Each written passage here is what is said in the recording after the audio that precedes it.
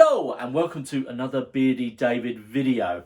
Now, movies. How I have missed you so. I have missed going to the cinema so much. Like, we never went too often, but man, what I would give to go and buy a very overpriced box of popcorn and a drink for like a tenner. Oh, I would definitely do that right now just to be able to sit inside. When was the last time I went to the cinema?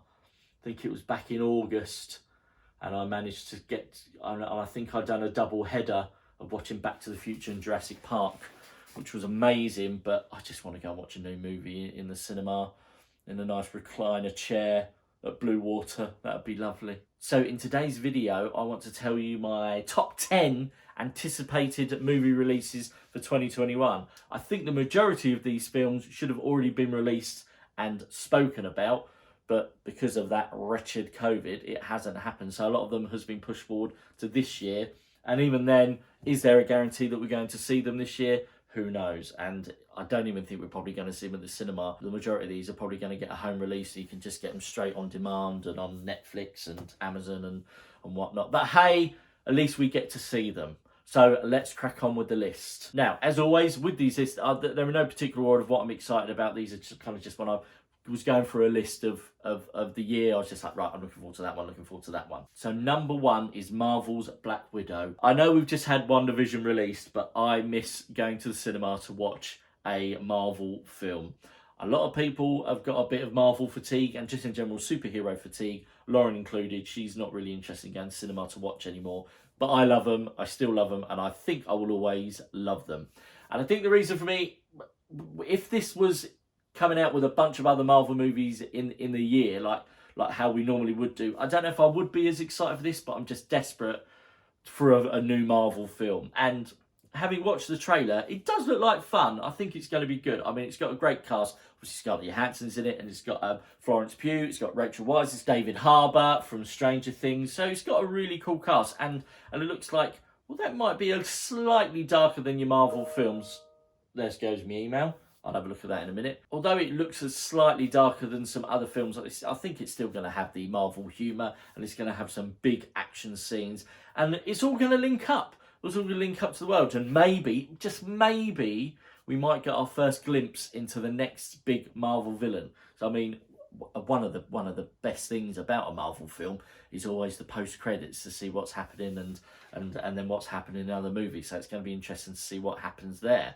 The next on the list is Ryan Reynolds' Free Guy. Is it Free Guy or Fall Guy? Yes, it is Free Guy. I forgot the name. For some reason I thought it was Fall Guy, but that's a video game. So this is Ryan Reynolds, and he is like a generic computer game character. A bit like, you know, what you find in GTA when they just walk around. But all of a sudden he starts to grow his own personality, and he starts to join in with the rest of the game and some of the actual some of the users.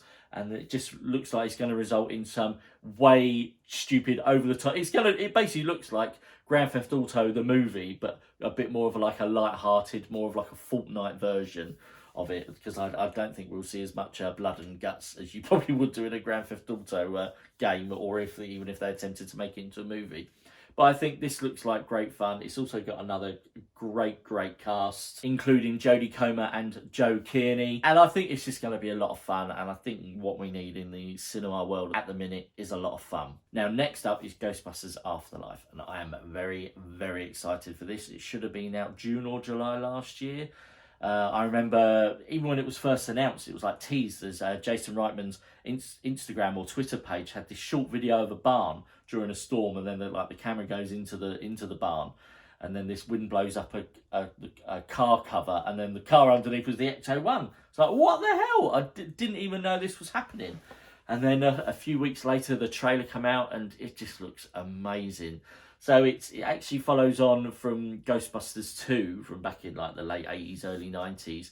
And then it follows on from there. So a small family moved to a rural town, which was where one of the Ghostbusters. So it's one of the Ghostbusters. I can't remember what one. I'm really sorry. I can't think at the minute, because there's too many movies that I need to remember. And then they start to slowly, for all these kids, they don't know about the original Ghostbusters, and then they uncover like the Ghost Trapper and then they find the car, and then I think they obviously release some ghosts, and in the trailer you get a quick glimpse of Slimer, and I think maybe Zool is in it. Who knows, but it's going to be really exciting. And apparently, the majority of the cast from the first two are going to make an appearance. I think everyone except for Rick Moranis, which I'm really gutted about. But I mean, wouldn't it just be great if he did appear in it, even just for a split second? That would be great. And he's kept it really under wraps. That would be amazing. But yeah, Ghostbusters, I think it's going to be really good fun. And maybe it might reboot the series. Who knows? Who knows? I know, unfortunately, they failed with the last Ghostbusters attempt, which I quite liked. I thought it was good fun and it had potential there. The thing I liked least about it was the way the ghosts looked. I just thought they could probably make them almost look a little bit scary, because I think this one might be a little bit more darker with regards to the ghosts and a little bit scarier. And next we have In the Heights. And this is based on the Lin-Manuel musical that was a smash hit on Broadway, and I think it pretty much kicked off his career. Now, we all know how talented Lin-Manuel Miranda is, and it follows several people on over the course of 3 days, and it's just going to be a bloody great big joyful musical with some fantastic songs, fantastic choreography, and the fact that it's got Lin-Manuel's name on it. I don't think Lin-Manuel Miranda's in it, but we know this is going to be good. Like the trailer, it just looks like bright and wonderful, and it's just going to be an amazing thing to view. And I don't think In the Heights, the musical, ever come to the UK. I think it was just on Broadway. I don't think it ever made it over to the West End. And I definitely think if this one's in the cinema, Lauren will be coming with me to see this one, because we are huge fans of the big man. So next up is The French Dispatch, which is the next Wes Anderson film. I do like a kooky, funky Wes Anderson film. I've enjoyed the majority of them. And this one looks no different. This has got the classic Wes Anderson cinematography, and it's got actors like Bill Murray, Edward Norton, Owen Wilson, 3 regulars in all of his films, but there's also got Frances McDermott, Tilda Swinton, Timothy Chalamet, Elizabeth Moss, Adrian Brody. This has got a huge cut. I don't know if Wes Anderson has had a bigger cast than this, but I don't really know much about the story. All I know is that it's apparently a love letter to the journalists of the world, and it just looks beautiful, as you would expect from one of his films. And I think it's just going to be a great watch and really interesting, and I just can't wait. If you can, go and have a look at the trailer, because it just looks really interesting and great fun. And yeah, again, another one I'm looking forward to, but I'm looking forward to all of these that are on my list, or else they wouldn't be on my list. And next we have Uncharted, which is going to be based upon the very popular video game series that has been coming out over the course of a few years. I've played the 4th one, which is absolutely fantastic. It was like the video game felt like a movie itself, but now they're making it into a proper movie, and who knows, this might be one of the best video game to movie adaptations that we've ever had.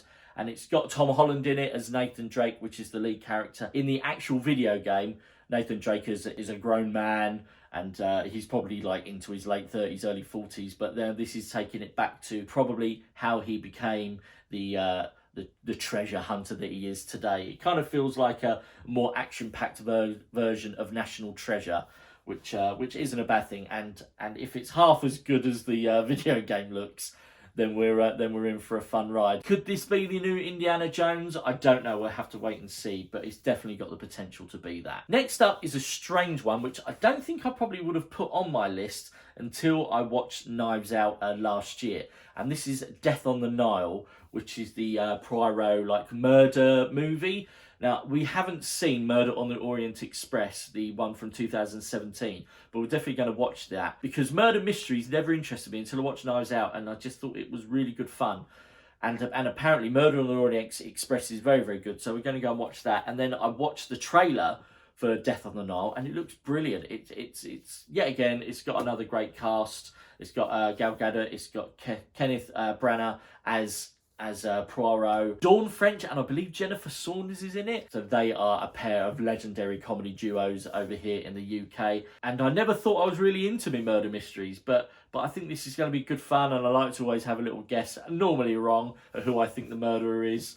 And it's going to be interesting, and this, I'm guessing this could become a bit of a movie series as well, if this one's just as popular as the Murder on the Orient Express. So this one I'm definitely looking forward to seeing. Next up is a sequel to Suicide Squad, and this is called The Suicide Squad. A huge name change for the sequel. Now, we all know how much of a huge disappointment Suicide Squad was. Like, I remember watching the trailers and it looked fantastic. I always remember one of the trailers from the first one, where it was set to the music of Ballroom Blitz, cracking song. And I was just like, this is going to be an absolute roller coaster of a movie, and it's really going to make DC competitive to Marvel again.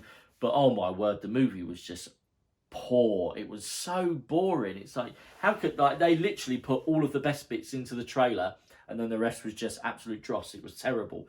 But I've kind of got hopes for this one.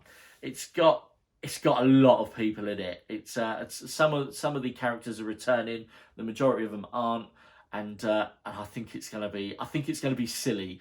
Looking at some of the superheroes that are in it and some of their costumes, it definitely feels almost a bit more like Kick-Ass than an actual proper DC movie. But I think that might work for them. I think going down this route might be better than kind of selling it as a serious film. I don't know if Jared Leto's returning as the Joker, but we'll have to wait and see. But with Margot Robbie's Harley Quinn leading the line, it should be good. I'm holding out hope. Like, I'm Marvel through and through, but I would like to see DC up in their game and challenging Marvel a bit more. Now, the penultimate one on my list is Jungle Cruise. You can't have a top 10 list of movies without chucking Dwayne Johnson into the mix.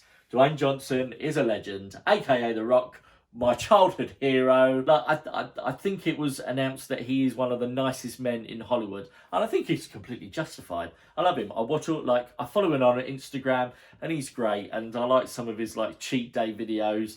And I was really happy to find out that Disney was adapting the Jungle Cruise ride. Because although I can't remember the last time I went to Florida, but it was a long time ago. But we went on Jungle Cruise. It's a silly ride and it's got poor jokes. But I think them expanding on this, very much like they did with Pirates of the Caribbean, and we all know how well that done, making some moolah for Walt Disney, then I think this is going to follow suit. So what I can gather from the trailer is that Dwayne Johnson is after a treasure, but he's never been able to find it. He's been hunting for years, so he just does tours on his boat, and he over-exaggerates. So very much like the Disney ride, and then Emily Blunt comes looking for the treasure also, but she's got a key, which lets them able to take their treasure hunting to the next level. And I think Jack Whitehall's in it as well, as he'll be some sort of bumbling English idiot, I'm sure. And it just looks like a very CGI heavy, over the top treasure hunt, which I think is going to be like your classic Disney good fun. And then last on the list is Sing 2.